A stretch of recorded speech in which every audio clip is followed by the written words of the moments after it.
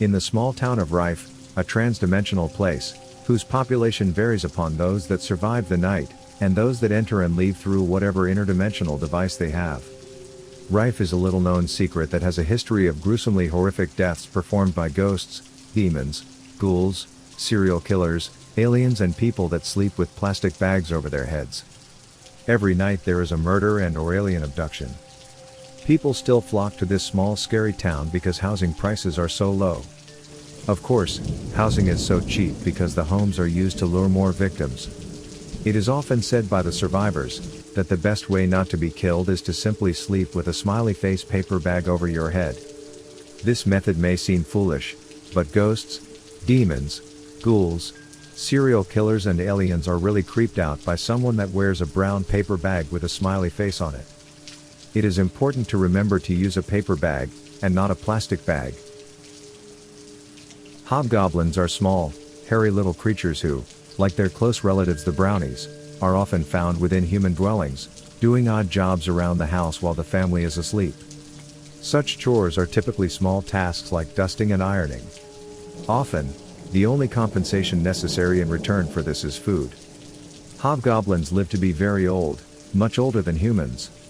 It is said that when some hobgoblin reaches the age of 200, they start to become violent and can turn murderous if you don't leave enough food for them, while other older hobgoblins just like to play tricks on the homeowner.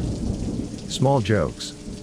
The hobgoblins that live in the town of Rife are of the murdering kind. They smell rancid and quite foul. They do little or no work in your house, and if you don't leave food out for them, they will kill you in your sleep. A hobgoblin is suspected of killing Plain Jane, a lady that used to be the town's librarian.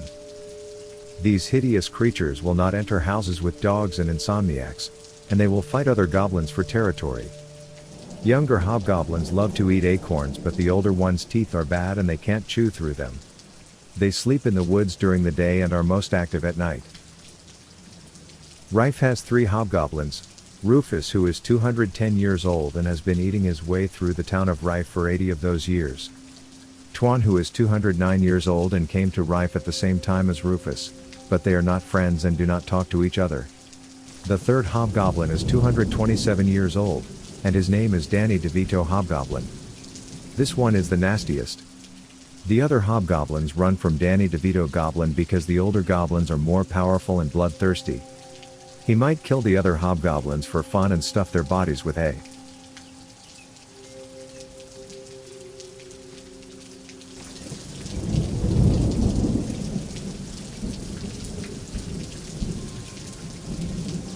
The Snyder family purchased the house on, of all names, 211 Goblin Street.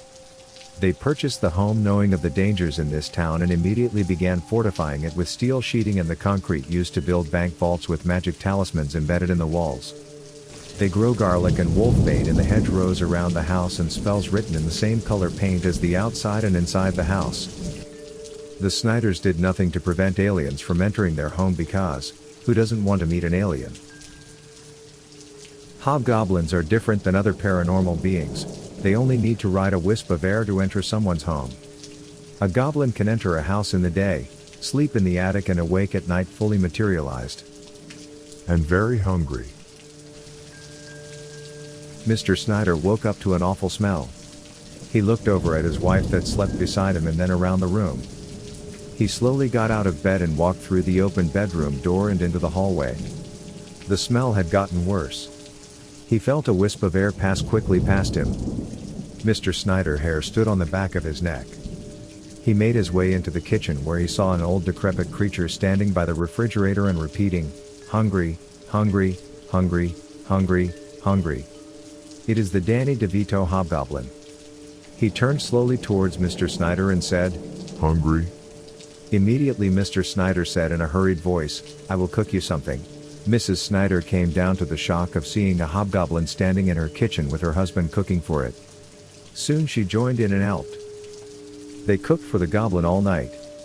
As soon as they finished one thing, the goblin quickly ate it and was impatiently waiting for the next. They were astounded just how much food such a small creature could devour. Finally, after the Snyders cooked every bit of food in the house, the hobgoblin looked satisfied.